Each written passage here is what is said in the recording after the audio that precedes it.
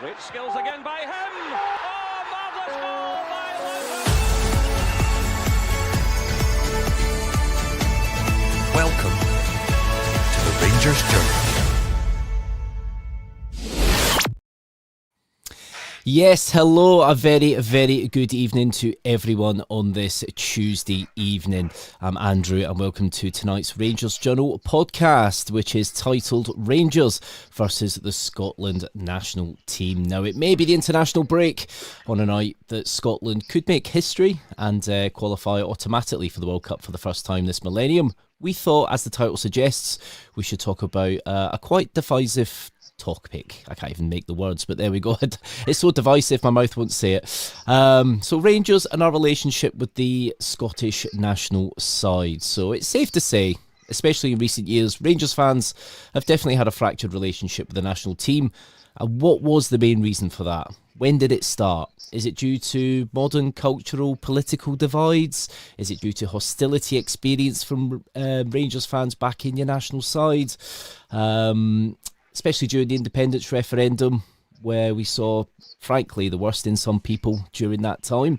Do Rangers fans not perceive themselves as Scottish? Is it due to the issues with the SFA? Or is it just the fact that no one's really interested in international football anymore? And especially when you've had a Scotland side that's never done too well. I don't know, maybe has that been a factor in it as well? So we're going to have a little look tonight at everything. And I'm joined tonight by Ross and Scott to talk about this. So Ross, how you doing, mate? Yeah, good, mate. How are you? Yeah, do you know what? Not too bad, not too bad. And Scott, yourself, how you doing, mate? Yeah, not too bad. Thank you, not too bad. Good evening, everybody. Looking forward to the night. There we go, there we go. And of course, everyone at home, please comment if you support the Scotland national team and for how long. And also, please comment if you don't. Then we can go through kind of why, and I'll go through some of them as well. And if you don't support Scotland, put what country you do support. And it'll be a nice, interesting debate tonight. So don't forget, as it says at the bottom right-hand side of your screen, we are sponsored by the Bluebells Bar, Puerto del Carmen in Lanzarote. So the only Rangers bar in Puerto del Carmen. It's family-friendly. You can eat, drink, chill or party. And of course, you can watch the Rangers games in the sun. So there's nothing better than watching Rangers in 35-degree heat. It just makes it a little bit better with a nice cold pint of Tennent's. So, welcome to everyone in the comments this evening. We've got a few comments coming through already. We've got Doug there. Good evening to yourself, Doug. We've got BB Bob Boop Boop. That sounds like Scatman John, really, doesn't it? Scotland there with the nice American flag. There we go. And yes, we did see this. John Souttar injured. Yes, it did appear that in the warm-up, John Souttar did get injured tonight for the game against Denmark, which of course is just heading towards half-time. Scotland are a goal to the good. So let's go into some of this then tonight. So obviously, I'm going to come to yourself, Ross, first. So it is safe to say that there's been a bit of a fractured relationship between Rangers fans and supporting the Scottish national team. This is something that has appeared to have come in recent years for some, not necessarily for others. Some people have never supported the Scottish national side. So, Ross, yourself, are you a Scotland fan or have you ever supported the Scottish national side? I'm not, but I was just going to follow on from what you said there about it's not the same rule for everyone. I think a lot of it can be to do with, don't want to say upbringing, but in terms of the influences in your life, it's that whole thing. If you support who your dad supports, some people, for me, my dad and my stepdad were never big Scotland fans, so that just kind of filtered through to me, and so I was never really took much of an interest. If they win, they win. If they don't. I just, without trying to get extra staunch points, it's kind of Rangers or nothing for me, and that's where I am. But to say it's a strange relationship between both sets of fans, I think would be an understatement. Yeah, definitely. Okay, it's good to see where you are on the fence there, Ross. Scott, yourself, are you playing the bagpipes tonight? No, I'm bagpipe free and haggis, neeps and tatties free as well. Chicken Cajun pasta and Netflix was on for me before I came on tonight, but I'm neither for nor against, to be honest with you. It's much like Ross, I kind of grew up in a family that wasn't really mad on the national team. I remember dogging school in France '98 and going to my pal's house to watch the Scotland-Brazil game and sort of getting into it at that point in time because your pals are all in it. It's the World Cup. You're kind of swept up in the emotion of the whole situation. But international football for me is just kind of fell by the wayside in the past kind of 15, 20 years. I mean, I grew up idolising guys like Zinedine Zidane and the original Ronaldo and these kind of figures, and there's nobody like that anymore. And it's not just the Scottish national team I don't feel an affinity with any longer. It's the international game in general. I believe it kind of disrupts the flow of the kind of the one and only love that I do have, and I kind of wish it would just disappear from time to time, to be honest with you. But that's not to say, I mean, I'm not here to sort of belittle Scotland or anything like that. Obviously, on a night tonight when they can make history, I certainly don't want to come across all doom and gloom. But I wouldn't lose any sleep if they didn't win. Put it that way. Yeah, you're not emotionally connected to it. No, that's fair enough. That's fair enough. That's kind of a very common answer you seem to see throughout the kind of Rangers fan base, especially in recent years, that take it or leave it. Now, Ross, where do you think a lot of that has kind of stemmed from? Now, obviously, Scott touched on there, international football, you used to see all these players, the Luis Figos, the Zinedine Zidanes.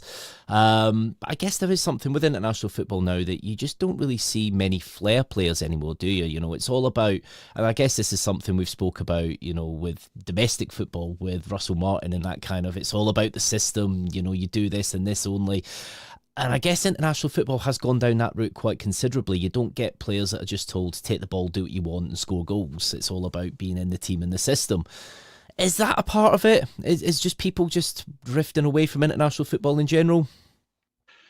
Oh, yeah, I would say maybe 20, 25 years ago, you could argue the World Cup, say, was the pinnacle of the game. But I think the game's changed so much now that people might disagree with me. But for me, it would be probably the last stages of the Champions League is the pinnacle of football for me now. I think that's overtaken. Obviously, the World Cup final is still the biggest sporting event in the world, I would say. But in terms of actual quality and pinnacle of the game, I think club football's taken over from international football in that sense. As just Scott saying there about how basically there doesn't have much of an interest. I was saying a lot today, I'm kind of a bit of a hypocrite because these international breaks, I'm the same as you, Scott, they get in my way. But when it gets to a major tournament, I do get excited and I look forward to it and look forward to watching the games all through the summer. So I'm a bit of a hypocrite in that sense, but I don't think it's as held in high regard as it once was. I think it has dropped in prestige and quality. Although, as I say, I'll still watch most games when the World Cup comes round. But I definitely think there has been a drop in my lifetime anyway. I think the Champions League is overridden that, and that's the top of the game now in football. Yeah, you can't really argue with that. Yeah, no, I do agree. The Champions League is a kind of pinnacle, and it is. You have seen a lot more geared towards club football now. It's all about having the best team of the best players, the cream of the crop, and that just seems to be the way it's gone now. Before I go back to Scott there, Scott was mentioning earlier that he was dogging from school. By the way, from people in England, that does not mean what you think it means. That means skiving from school. Okay, just to clarify that there for anyone that starts getting interested in the comments. But yeah, one thing that I would say, Scott, I'll come to you now. You gentlemen have probably kind of grown up in the same era that I have, where we kind of had Bertie Volts' Scotland side, where it was absolutely atrocious football. And I always remember seeing Barry Ferguson in that team, and he at times looked just a shadow of the Barry Ferguson that was in the Rangers side. And I always remember that game up in the Faroe Islands where we were 2-0 down. 2-0 down to the Faroe Islands at that point, where they were kind of, I think then were probably the equivalent of Malta, really. I think it was just so bad. And I just remember we managed to come back and get a draw, and it was just never good, was it, Scott? There was just nothing ever looking at any Scotland game at that time, and I used to sit and watch them, and it was just atrocious football, wasn't it? Yeah, it really was. I mean, I think we went through that spell when Bertie Volks was in charge where if you had a Scottish granny and he walked past you in the street, you were getting called up. But I mean, it didn't really matter who you played for or whether you were getting a game or not. I mean, I remember big Matt Elliott becoming a starter for that Scotland team, and how that man was even a professional footballer, I'll never know. But it was dreadful. I remember that game in the Faroe Islands so very well. I think I was maybe about 19, 20, and I watched it in work. And I think Barry Ferguson scored that night, actually. I think he got one of the two. But it was awful. I mean, it was just dreadful stuff. It was such a depressing game of football as well. There was vertical rain and wind, and it was just Scotland were just holding on for dear life at points, and managing to get a result out of that was a bit of a surprise. But yeah, I mean, that's kind of, I think, to be honest with you, that's maybe around about the time where I genuinely started to kind of lose interest in it. I mean, we went through a bit of a spell where it became a bit of a revolving door for players, guys like, as I mentioned, Matt Elliott, Nigel Quasi, a lot of these sort of English players who had no chance at all of getting anywhere near a national side, but they were getting called up for Scotland just because they happened to be available. And then it made guys like Barry Ferguson, like Alan McGregor, like Christian Daly, like Davy Weir look very ordinary players. And it just, I think it had an adverse effect on the squad at that point in time. And then, obviously, when Bertie Volts I think he just left. He didn't even get sacked, did he? Because the SFA won't ever sack anybody. And then it just it didn't get better under Burley. It just kind of gradually stagnated and kind of stayed the same. And I was pretty drab, to be honest with you. And it's different days now, don't get me wrong. I mean, there's a lot of good players on that side now. I mean, we've seen Scott McTominay's goal before we came on. I mean, he's a world-class football player. He really is. But it takes an awful lot more than just a sort of a couple of seasons to kind of get you back into the swing of things again, especially the fact that they maybe play only 6 or 7 games in a year. I find it difficult to build up any kind of rhythm with kind of supporting them or anything like that, you know? Yeah, oh no, do you know, I do agree, and I think that you've touched on something quite interesting there, Scott, where you talk about the regularity of playing. Now, we probably play more regularly now than we probably ever had, haven't we, Ross? You look back then, and it used to generally be knockout qualifiers, didn't it? So, generally speaking, you'd get gubbed, and then that was it, and it was just loads of friendlies for the next kind of 8 months or so, wasn't it, Ross? Did you have many memories of Bertie Volts? Did you watch much then? Was that... I know you weren't all that interested, but you know, when there was ever any football on the old council telly, that you would always kind of put it on, wouldn't you? Yeah, I think I said in the chat earlier, I think the last time I properly sat down and watched the Scotland game was Scotland and Holland. I think Bertie Volts was the manager then. It was when McFadden scored the game at Hampden, and then they went over to Holland and beat 6-0. But that team had the likes of, I mean, some of the players were just awesome, like Van Nistelrooy, people like that. Egil Davids, I think, played that. Yeah. And obviously, Scotland get beat 6-0.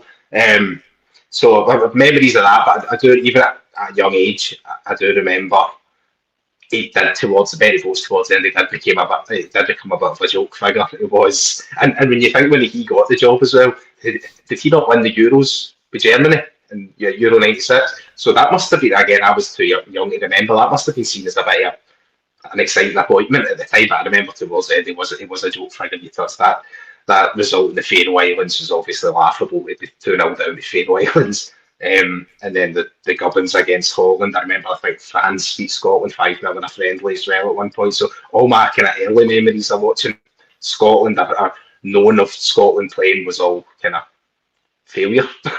And I think that's probably a part of the reason why, as I've grown up and became an adult, it's never really stuck, and I've never really looked back on it. As you said at the start, maybe if they were a good side and regularly got to tournaments, maybe it would be different. But no, my early memories of Scotland were more often than not disappointment and failure. So I never really took off from me. So you're telling me, Ross, you're a big glory hunter, yeah? Certainly not supporting Rangers the past decade. No, definitely. No, do you know what? I do agree. And I think that has had an impact on a lot of kids growing up. You look at a lot of the problems in Scotland in general with grassroots football and a lot of young talent coming through. It was starting to really dry up and get quite bad at one point. And you could maybe look at the Scottish national side as, not being an interesting thing to look at. Could have played a part in that. Kids were growing up, wearing, Germany tops, Holland tops. And it's funny you mentioned that 6-0 game. I remember watching that because before it, they did this like montage where they had all the kind of Scottish celebrities sitting in their houses going, with a little whiskey going, come on, boys, bring it home tonight. And I always remember it was Elaine C. Smith going, come on, get us there, you can do it. And then within 2 minutes, it's just chaos and we're about 2-0 down. And it's just typical Scotland. It's that glorious failure, isn't it? Scott, I'll come to you now. So obviously, you were speaking about the opener for the France 98, wasn't it, against Brazil, which was just incredible. I remember being at school that day and the Daily Record had been giving out little tartan noses. I've still got mine somewhere. It says a Daily Record on it, which, probably not great to wear now. But I do remember that, and obviously everything that kind of came with that game, a little bit of glorious failure, a 2-1 defeat. But, it was proud. Scotland held their heads high, didn't they? It's probably the best team in the world at that time, you're playing. But you look at Craig Brown in that era, there was always kind of a lot of chat of, which you still get a lot of this chat now, especially with the current Scotland manager, Steve Clarke, that he had his favourites, didn't he? You look at, Andy Gorham, generally it was Jim Leighton in goal for a lot of the games, wasn't it, across the 90s. Ali McCoist didn't always feature despite being, a massive goal scorer, for Rangers. He was just tearing it up. Do you think that might have played a part, especially for a lot of Rangers fans? You had 9 in a row. Yes, we didn't have loads of Scottish players, but we probably had more Scottish players in the team then than what we do now. Do you think that maybe played a part? You had managers like Craig Brown just not really featuring a lot of Rangers players in the team? Well, perhaps from me, not essentially. It was, when France 98 was on and Scotland were playing Brazil, I was 13. I didn't really have much footballing knowledge or anything like that. It was mainly just the fact that I think I was more excited about watching the game because me and my pals were leaving school early to go and watch it. I think that was the kind of main driver for me that day. It wasn't so much the football, but I think every Scotland manager seems to have had his favourites over the years, and obviously it's been met with a bit of disdain from, it seems to be our fan base more than anyone else. We've seen the sort of the people, sort of Rangers players being booed and all that kind of carry on. I've not been to a Scotland game since Brian Laudrup scored the winner for Denmark at a game at Ibrox. So I've never personally heard it. But if that's what's been said, then I can understand the reasons why. But obviously there was a high profile situation with Andy Gorham during that World Cup, wasn't there? It was kind of like, obviously Jim Leighton was going to get picked over Andy Gorham, and it kind of led to a wee bit of a kerfuffle in the background. But it never really made that much of a big difference for me. But then again, like I say, I was kind of just growing into the sort of national team at that point in time, and my love affair with the national team it didn't last that long. But it was mainly about the 11 guys that were on the park for me, as opposed to what colour they wore at the weekend, to be honest with you. When John Collins scored that penalty, I jumped about going crazy like everybody else did. It didn't really make any difference that he played for Celtic or not. It was just at that point in time. And obviously times have changed now, but that's just kind of how it was for me at the time. I know it's probably a bit of a rubbish answer, but I can only really give my own opinion on it. It's I guess that people they're going to be different. They're going to look at things and they're going to go, oh, they never pick Scotland players. They never pick Rangers players. I'm not going to watch them. He's always picking his favourites. Steve Clarke's going to play O'Donnell over Nathan Patterson, and people are going to get wound up by it. But it didn't really bother me. When I found out Suter got injured before the game started tonight, Suter's not been the best for us this season, but I was almost a bit relieved, to be honest with you. So it's maybe been a bit of a blessing in disguise from a Rangers point of view. Yeah, I think he does need a little bit of time out, doesn't he, John Suter? He's put in probably more game time across all football this season, probably than any other Rangers player.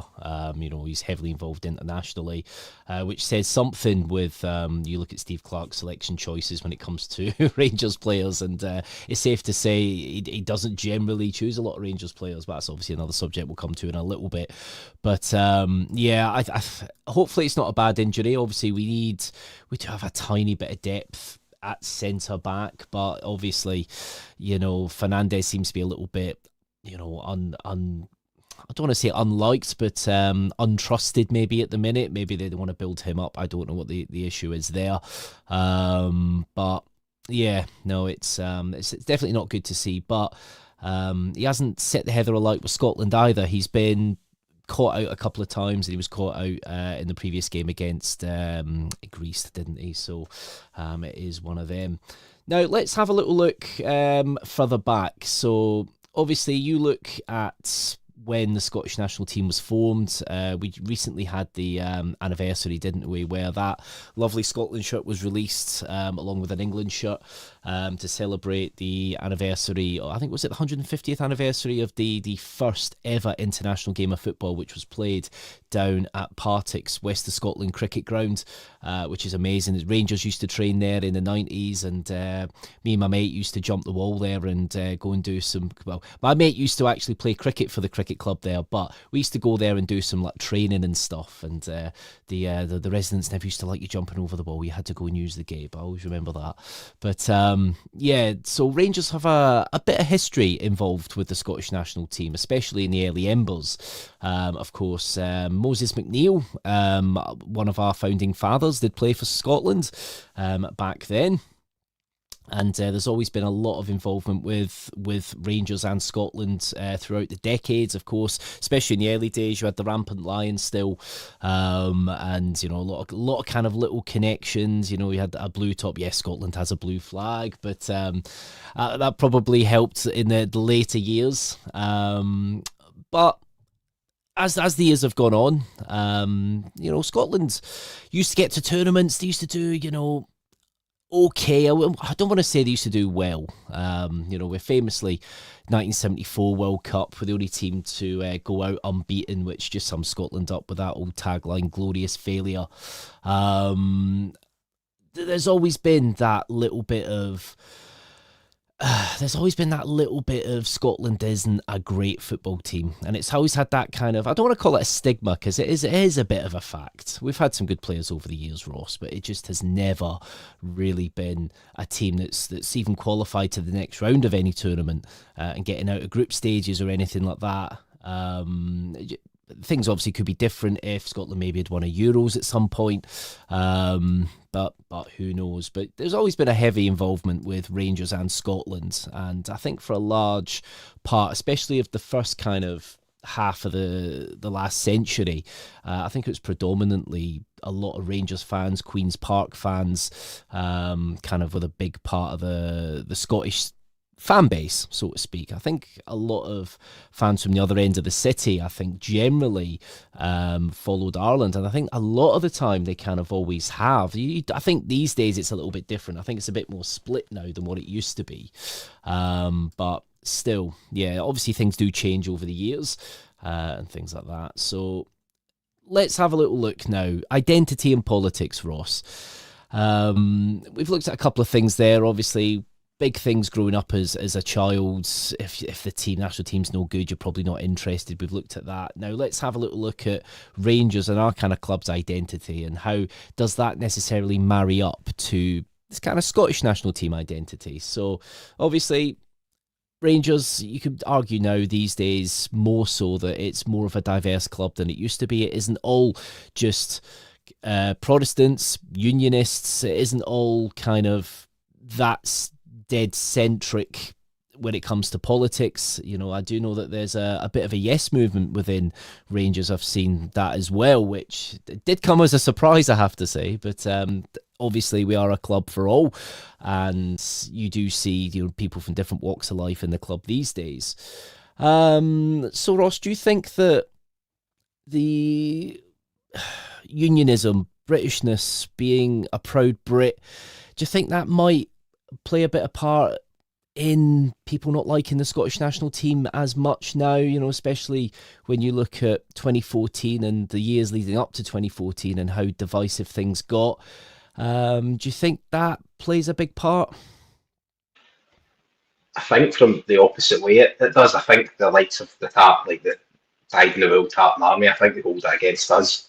I think we are looked at as sort of last bastion of unionism in the country, and a lot of the kind of die-hard Scotland fans don't like that. I think a good example would be if you think when we won the league in 2021 and the non-Rangers supporting football fans of the country had their fake orchestrated outrage because the Rangers fans obviously broke the lockdown rules and went to George Square.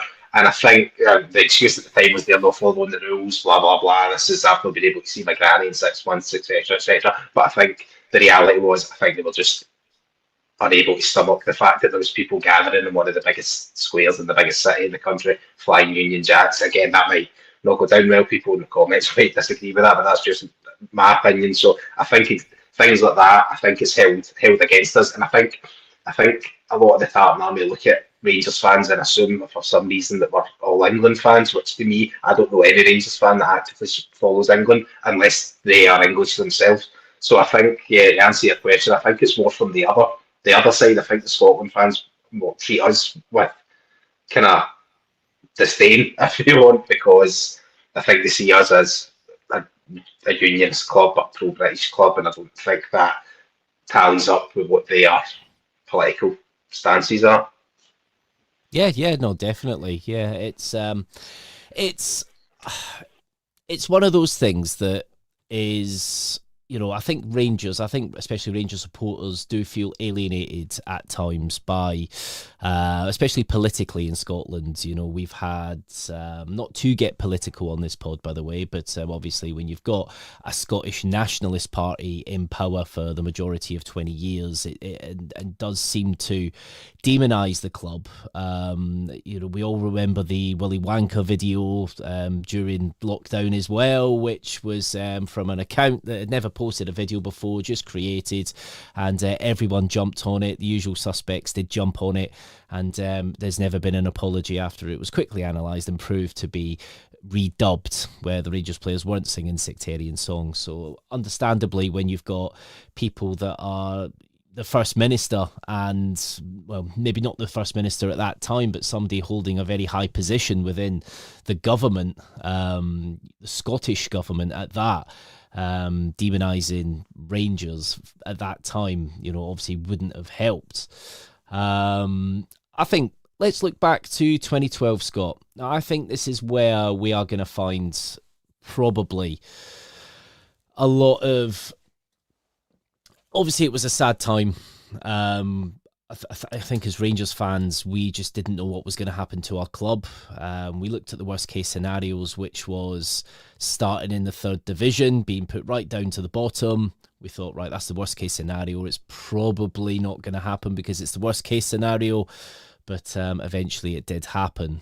You looked at the process, the way some could argue that Rangers were treated by not just clubs in Scotland, but by the SFA and by, again, people in politics and people in power. Do you think that's been the biggest drive towards a lot of this kind of, I don't want to use the word hatred towards the national side, because I think that's probably a bit strong, but the dislike towards the Scottish national team, do you think that's where the majority of this stems from? I think a lot of it probably does stem from them, to be honest with you, when that all happened. I mean, let's get one thing straight now. What happened to Rangers back in 2012 was the fault of Rangers and Rangers alone. But Rangers were on their knees and the SFA couldn't get the knife into them quick enough. And that's just how it was. And I think that the last sort of diehard Scotland supporters who also support Rangers started to kind of die off at that point in time. I mean, you could even go back before then as well, when the SFA are refusing to allow Rangers additional time to prepare for UEFA Cup final against Zenit. You had the situation with Duncan Ferguson when they basically went out to ruin the guy's career. These are all Rangers affiliated issues, and it's difficult to see why anyone would continue to support a governing body. I mean, I understand that the football team is different to the governing body. The guys who are going out in the park and sweating blood and tears for the country have got absolutely hee-haw to do with the governing body. I get that, but there's always going to be that stigma attached to the national side. And it certainly didn't help the situation. And I think what happened back in 2012 will be the reason that if they can ever get Rangers fans back on side, that's going to be one that people will always look back on and go, why on earth would I give them my money? I mean, we're set with their referees every single week anyway. We're getting dragged through the mill constantly by the match officials that they're training and they're putting out onto the park to try and give us a fair game.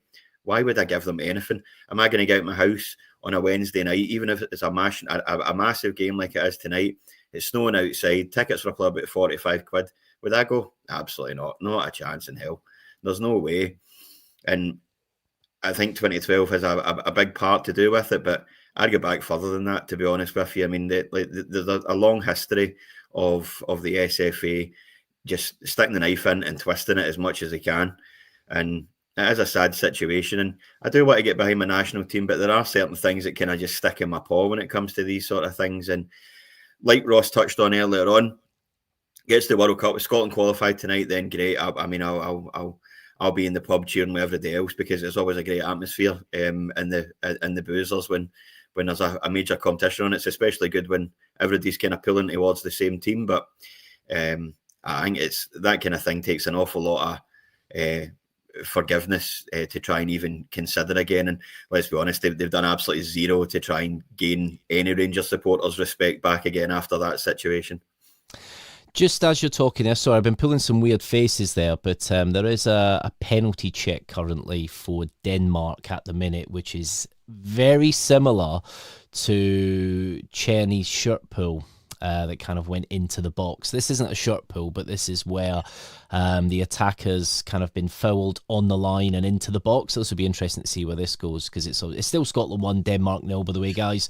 And I think they're just reviewing it at the minute. No, I totally agree with you there, Scott. Absolutely agree with you 100%. Now, I'll go into a little bit about myself. Now, I've always been a bit of a Scotland fan, and I kind of grew up a Scotland fan. I always remember watching Euro 96 and having the weirdest feeling seeing Paul Gascoigne scoring against Scotland and, you know, essentially sent Colin Hendry for a hot dog.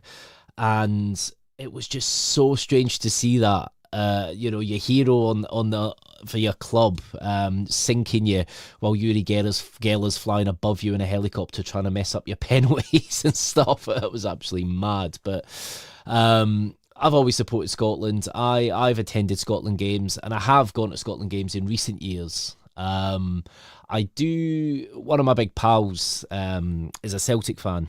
Unfortunately for him, but you know, we all have our crosses to bear at times. But we go and watch Scotland together at times because it's you know, a bit of neutral territory, so to speak. And Hampden is a terrible stadium. I don't think that helps with some respects, but the football that has been served up in recent years, albeit it has improved a little bit, we're still very inconsistent as a national side. But I always remember, and I've got a little story here, which back in, it must have been 2006, I want to say, and it was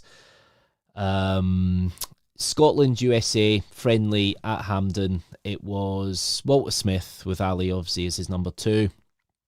It was actually a pretty decent game. I think at that point the US were either 4th or 5th in the world, and again it just shows you the world rankings at how they worked. The teams they could beat back then, you know, really put them up the table. But we ended up getting a 1-1 draw, and actually we did score in the last minute, which actually was ruled out for offside. Now, during that game, I remember a late substitute, and it was Sean Maloney was coming on, and when he was coming on to a crowd of boos.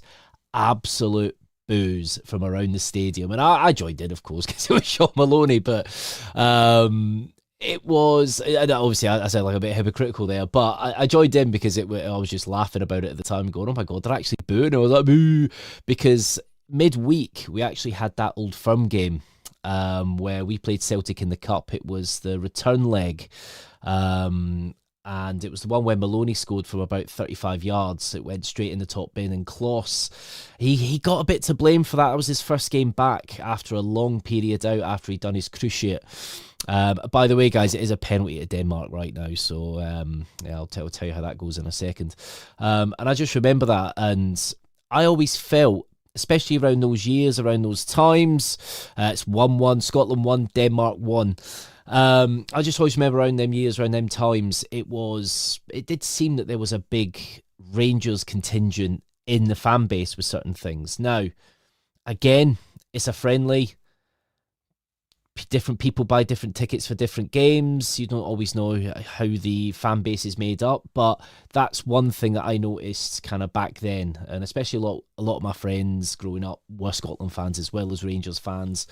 So that's something that I kind of noticed. But we've noticed in recent years, Ross, where you've seen players like Ian Black, you've seen players like Lee Wallace, you've seen all different kind of players that have played for Rangers and Scotland that have been getting booed. And I tend to find it's players that seem to have played for Aberdeen and Rangers. Like Ryan Jack. There was Ryan Jack was getting loads of abuse at one point. Do you think that's another big part of it, Ross, or do you feel that that's just like another little after effect of everything else that's gone on? Yeah, I think I'm going to come across as really small-minded and petty here, but that's a big reason for me is why I can't kind of join them in the pub if Scotland are a big tournament. I would find it difficult to stand side by side and basically side with them to watch a Scotland game. The likes I remember even as recently, as a while back now, but in relative terms, as recently as the Euros during lockdown, I think. Was there a Sweden game? Sweden were playing at Hampden, and I remember Philippe Helander coming on as a sub and getting booed as well. And it goes back, I'm sure as well, even I could be wrong, but maybe Arveladze get booed playing for Georgia at Hampden, and it's things like that kind of make me go. In terms of the actual national team and how well they do, I couldn't really care less, but I'm not, and I don't want to come across as kind of bitter or anything here or offensive, but I've not get any time at all for the Tartan Army and reasons like that. Doing whether they're playing for Scotland or not, anyone who has had a link to Rangers appears to get a hard time. I don't know why, but that's something. Similar to what you said, it's something that's always stuck out for me, and I've always. When the discussion of following Scotland or not, or caring about Scotland or not school up, it's always one that I use because it's something that I've not bothered me, but it's something I've picked up on and something that's made me go, I would really struggle to kind of side with you as a stand at Hampden with he's a stand in the pub, he's and cheer and jump about and hug and kiss you if Scotland score. So that's just my take on it. And just to go back, another big thing for me, to go back to your last question, I know you asked Scott it, but 2012 as well, I think, as well as the SFA were said couldn't wait to stick the knife in. I think every other supporter of every other Scottish club could not wait to take a piece of us, and they made sure they did, and they absolutely revelled in it as well, which is another reason post 2012 I thought I never really cared before, but now I'm absolutely done with anything Scotland related. I'll take nothing to do with them going forward, and yeah, that's pretty much where I'm at. I know it's petty, so I don't like them because they boo Rangers players, but it is a thing, and it is something I've always picked up on, and something I've always remembered. Yeah, no. Do you know what? I do agree with you, Ross. You got valid reasons there, and I can understand that. Like I was joking obviously earlier when Maloney came on, I was booing. I was just doing a little woo. I wasn't properly booing, and it's not something that I would do because end of the day you're there to watch the team and you want to see the team perform well. I always remember it was utterly strange when we were down in the lower divisions and there's been a red card for, who is it? Oh, I think it's a Denmark player, number 12. I can't see who it is. Has been sent off, so this is interesting now. It's getting a bit of a spicy game. Scotland 1, Denmark 1, and Denmark are down to 10 men. There's no better opportunity now for Scotland to actually do something. Is it going to be more glorious failure? Who knows? But yes, no, Ross, what you were saying there, I do agree.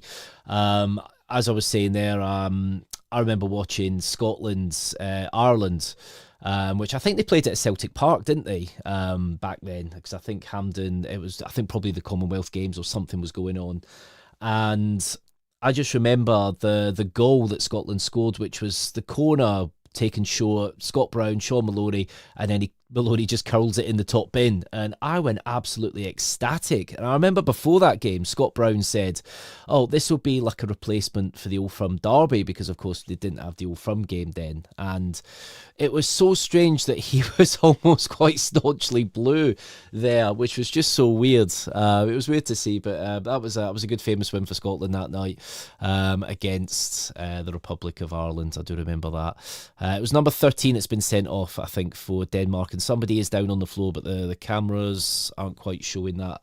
Oh no, nobody's down on the floor. I'm just making that up. I'm just watching on a little bit in the corner there. But Scotland do have a free kick. But yeah, so obviously we've gone through quite a few reasons there. International football, it's not for everyone, and I think you can argue that as well. You've seen that from England. Not everybody in England's interested in it. I'll be honest, I've enjoyed this international break, just to have a little break from Rangers, just because it's been such a arduous season so far. Yes, things are going a little bit better now that Danny Rühl's in, and he's got a couple of weeks to work with the players, get some coaches in. So that's actually been quite good for us, and I think quite needed. Let's go through some of the comments. Big Shug E2K. My old fellow was English, so for my sanity, that's my national team, but I do still like to see Scotland do well. So that's the thing. The UK is quite a small island when you look at it on the map. I think everybody's got an English granny or an Irish granny or something. Everybody, everybody's families are across and up and down the country. So generally speaking, the unwritten law is you support who your dad's team is. And if your dad's English, that might be the case. Now, let's go into a little bit about the rivalry, Scotland-England. Now, I say rivalry. It's a rivalry in a sense, but obviously we're not rivals, really. I think England are on a different level to Scotland, and even now with the players that are in the Scotland team, which are a lot better than we've had in recent years, they are our kind of arch nemesis, our rivals now. I live in England myself. I'm British. I'm a mongrel. I've got English, Welsh, Irish in me. I could probably play for any national team if I was any good. But I do like a bit of banter between Scotland and England. Now, whenever England are on the telly and they lose, I do cheer a wee bit. And it's not because I'm anti-English. Never been anti-English in any way, shape or form. It's just not me. It's just your rival team getting beat. So that's kind of what I do whenever I see it. I'm not quite like where you see people go, oh, they talk about his 1966 and this, that and the other. Well, I think you would if you've won the World Cup. You are going to talk about it, aren't you? So that's kind of me. I don't hate England. I'm not anti-English in any way, shape or form. But we have seen, Scott, in recent years, not even recent years, it has been for quite a substantial period of time where there is quite an anti-English element within the Scotland support, and we have seen that kind of manifest in a few ways, especially during the national anthems and things like that. Do you feel that is also a contributing factor? Yeah, I do. I mean, the world's changed quite significantly in the last sort of 15 years, especially with the rise of the sort of independence situation in Scotland back in, was it 2013, 2014? Sort of things took a bit of a turn at that point in time where the anti-English feeling amongst the country really kind of grew. I've never been that way inclined at all. I've got good friends that lived in England. Although I don't have any family that's English, right enough, I must be one of the very few in the UK that doesn't have any English family. I've certainly never felt any kind of hatred or any kind of even kind of dislike towards them. When it comes to the national team, again, I don't have any dislike towards any players in particular.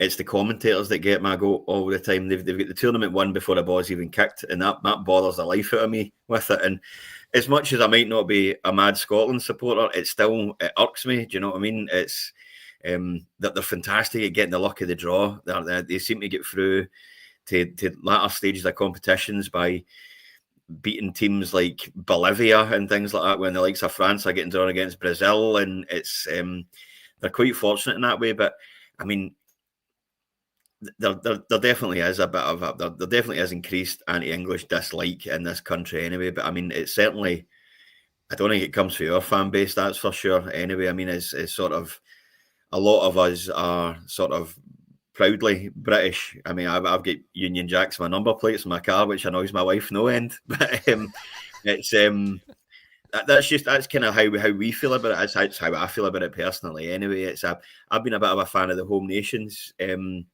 want the home nations to do well. I'm never going to get my way and pull on an England shirt or a Wales shirt or a Northern Ireland shirt or anything like that. But I want them to do well. I'm certainly no anti-English bias for this character anyway. No, fair play, Scott. Ross, do you feel that there's a bit of an anti-English? Do you think there's a bit of an element in the fan base of the Scottish national team that is anti-English, especially where, you know, Rangers do have not necessarily a predominantly English fan base, but for a lot of English people growing up, their Scottish team generally was Rangers, wasn't it? Yeah, it was. I think with the Scotland fans that are non-Old Firm supporting are the first to tell us that the Old Firm are so bigoted and it's so small-minded and pathetic. But then another letter will be telling us you need to hate England or you're not a real Scotsman. So I think the hypocrisy is rife in terms of that. And I find it it's just so small time. I remember in school we were having this conversation before with the national team and me saying, no, I don't really bother. And my chemistry teacher saying to me, I will away to England and support them then. And I remember thinking, why England? Why did you? But what's that got to do with it? And that's just the Scotland small time mentality. I feel, but not with everybody, obviously, but with the bulk of the Tartan Army, it's very you're either anti-English or we don't want anything to do with you. And I'm the same as you. When it comes to the England national team, again, couldn't care less whether they win or they don't. But I'm certainly not pro-English, and I'm certainly not anti-English. But yeah, I think that is a big factor, and I think it's pretty pathetic as well, if I'm honest. Yeah. No, definitely, Ross, and that's the thing. You get good and bad in a lot of fan bases, and you do. You know, you can. There'll be people in the English fan base that would stick two fingers up to Scotland as well. You know, you do get good and bad everywhere, but you do find at times there is, and it seems to have been for quite a long period of time that there has been definitely a bit of an anti-English element, which has gone beyond football, I think. Which is quite sad for our neighbours over the other side. But don't get me wrong, banter, I'm all for it. I will take the mick out of England and the national team any day. I remember when we actually went 2-1 up against England at Hampden. I was in a pub in London and I was jumping around like crazy at that moment. But at the end of the game, we all bought each other a pint, and you know, it's just one of those. Right, let's go through some comments. So we've had some comments come through. So we had this one already. Old fellow was English, so for his sanity, it's his national football team. It is your dad's team. That is the unwritten rule. Davy Hamilton, Mon the Scotland, so he'll be glued to the game tonight. Derek Johnson was the top was the top scorer in the home internationals, went to Argentina, never got a game, 78 World Cup. Yes, we do remember that, and I do remember the song for that World Cup that year. Again, that does seem to be a thing now. Don't get me wrong, the Scottish national team over the years, especially those years, you did have phenomenal footballers, you know, the Archie Gemmels of the world and players like that, but you had somebody like Derek Johnston who just couldn't stop scoring, really, could he? He was a fantastic striker, you know, and you look at what he did in 72, you know, helped us especially in the Nou Camp to secure a European trophy. And yeah, that's just something that's kind of gone all the way through the eras. Even to now, you know, we look at Steve Clarke now and we all remember his comments at Kilmarnock against Rangers at the end of the season where he did his speech, the bye-bye Rangers. Now, don't get me wrong, he did say bye-bye Rangers, but he also did say bye-bye Celtic, but he kind of muttered that under his breath a little bit, and it wasn't as pronounced as the bye-bye Rangers as he was waving to the fans over in the corner. So I can understand why Rangers fans might be a bit against Steve Clarke a bit. Now, don't get me wrong, I'm not Steve Clarke's biggest fan, and I don't think he's the best man for the Scotland job, but when you're in the Scotland job, as you guys said earlier, it is kind of, you wait, you don't get sacked, you leave on your own accord when you do. So, there we go. One here from Doug. given recent years, been in the lower leagues, not been awash with top Scotland talent, I don't think it's a surprise that there's not a lot of Rangers players in the squad. Yeah, no, that's a very fair assessment. Even though Scotland probably weren't as bad as they had been, we still weren't. We didn't have any talent coming through really at that time. We never really focused on the youngsters during the lower leagues. We were just kind of buying in players from League One and League Two back then. Now, a good one here from Alan Fox. He reckoned a lot of this started in 1998 when Scotland played Denmark at Ibrox after qualifying for the World Cup, and Scotland fans booed Brian Laudrup, and that was the start of Rangers' disconnection with the team. Do you know what? I would probably agree. It probably was not long after that kind of era that things started to change a little bit. But again, it depends who's in the fan base, I think, and it depends where the games are. Maybe not as many people are going to go to certain games, especially friendlies. I might be more open to different people, but I guess, it's one of those. But Alan himself, he did say he follows Scotland and Northern Ireland personally. This is what I kind of touched on a little bit earlier. Dado Purcell's Blue Boots, Rangers' best goalie, Andy Gorham, 43 caps in 9 years, criminal. Granted, Scotland did play a lot less games back then, but they were at tournaments, so it probably could balance out a little bit. Yeah, 43 caps in 9 years isn't good. I know by today's standards that would be absolutely terrible because there's a lot more international football now. But yeah, that Jim Leighton wasn't a terrible goalkeeper, but he wasn't Andy Gorham. And I think we can all agree there. We all saw Andy Gorham at Ellen Road pull off that point-blank save that he just shouldn't have been able to do. It defied physics, defied logic. And yeah, how you could not have Andy Gorham in goal for a lot of the time. It's one of them. This one here, I wore a Ranger scarf into a pub when we were down the divisions. Look of hate from the Tartan Army. Yep, that's the thing. You could probably get that if you wore a Spurs scarf going to an England game as well. I think, potentially you will get some shifty looks from Arsenal fans, potentially. Sean has come in the comments. Suter played 2 friendlies for Scotland when he needed an operation. Jack was consistently getting injured on international duty. That is the thing. We all do like to see our players going out on international duty, and it improves the value, it improves the fees. But yeah, there's always that risk, and especially with Ryan Jack, because the lad just could never stay fit, really, could he? But yeah, good old Ryan Jack there. Now, I've got some interesting stats here that I'm going to read out to you, gents, and to you guys at home. Don't forget, like and subscribe to the Rangers Journal, and do pop your comments in, and we can go through them before the end of the show. But there was an article published back in 2019 in the Scotsman newspaper, and by Joel Sked, who some of you guys might have seen on Twitter. But it says, revealed, Rangers provide Scotland support with more fans than Celtic, Aberdeen and Hearts. Now, this is from 2019, and this was done from a poll that was done by Michael Bushell, who did this poll on behalf of the Scottish FA. He worked for the Scottish FA as the digital manager, and he analysed the data. Now, I don't know what data he analysed, but he said he analysed the data. That is his quote verbatim. So he also put out on Twitter at the time, probably a good opportunity to dispel some myths about the Scotland support. Based on the last time I looked, December 2018, the teams supported by supporter club members in order of percentage were Rangers at the top. Now, Ross, who do you think is going to be the team underneath?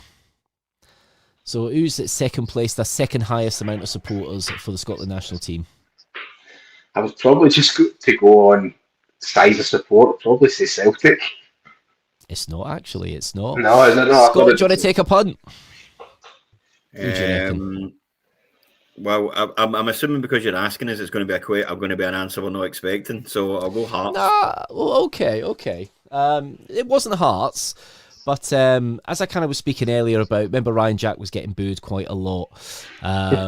So it is Aberdeen, allegedly make up the second highest amount of fans that support the Scottish national team. Celtic are in at third, Hearts fourth, Hibs fifth, Kilmarnock sixth, Dundee United seventh, and St Mirren are eighth. Now, I don't know how accurate all that is, but that was obviously from somebody at the SFA. Now, is this just a PR exercise to try and get more Rangers fans to admit they support Scotland, or is this legitimate? It does seem legitimate. Michael Bushell did work for the Scottish FA as the digital manager. He analysed the data, and it did make the Scotsman newspaper, much to the surprise of a lot of people at the time.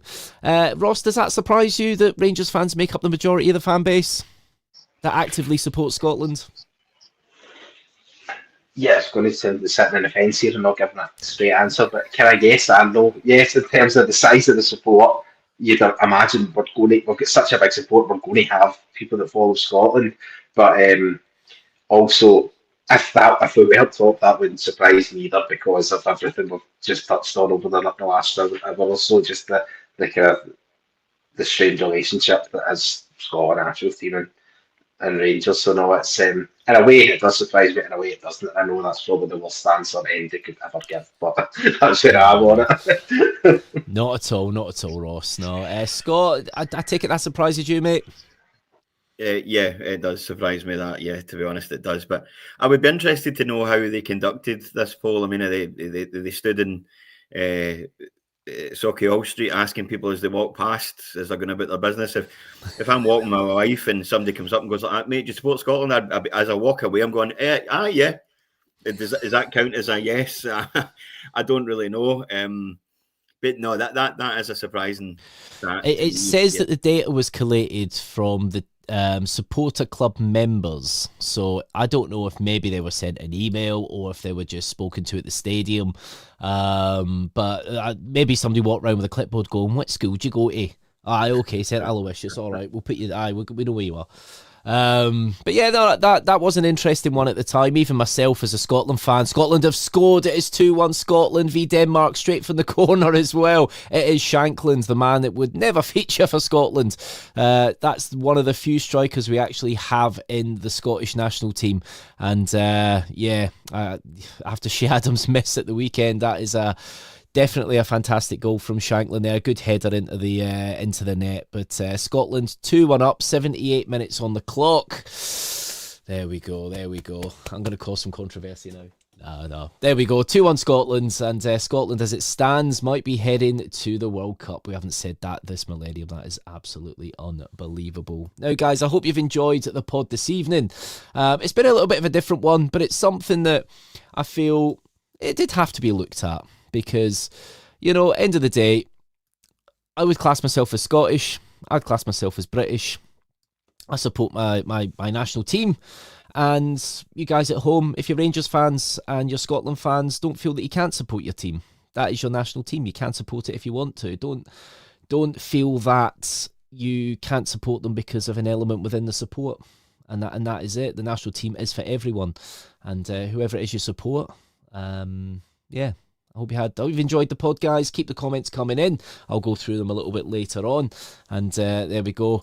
R2D2. I'm going to call him R2D2 because it's beep, boop, boop, boop, boop. Yes, there we go. Yep, did enjoy that one. There we go. Shankland goal from Sir Blue through R. But yes, I'd just like to once again thank our sponsor, Bluebells in Puerto del Carmen in Lanzarote. Don't forget, you can watch Rangers games in the sun if you are in Lanzarote. It's a family-friendly bar, eat, drink, chill, or party, and they do show every Rangers game live. So, Ross, thank you ever so much for coming on, mate. It's been an absolute pleasure to speak to you, so thank you. No worries, enjoyed that. Cheers. There we go. You enjoy talking about Scotland. People will start talking about you now, mate.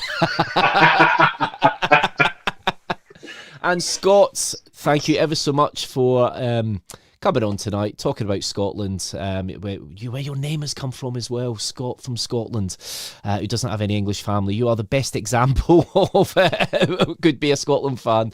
But no, thank you for coming on, mate. It's always good to see you. Yeah, thanks very much for having me. People will tell me that I'm the most Scottish-looking person I've ever seen, so I should probably sort of embrace this a bit more. Yeah, to be fair, if there are any Outlander extras required, or if they're going to do a sequel to Braveheart, I think you should get yourself in there. I think you'll stand a good chance, mate, as a good extra. But also, thank you to you guys at home. Thank you for your comments coming in. The Rangers Journal will be back talking about Rangers throughout the week as we gear up for the weekend's game. So Every night is a Rangers Journal night, and I'm going to say it. On the Scotland. See you later, guys. Every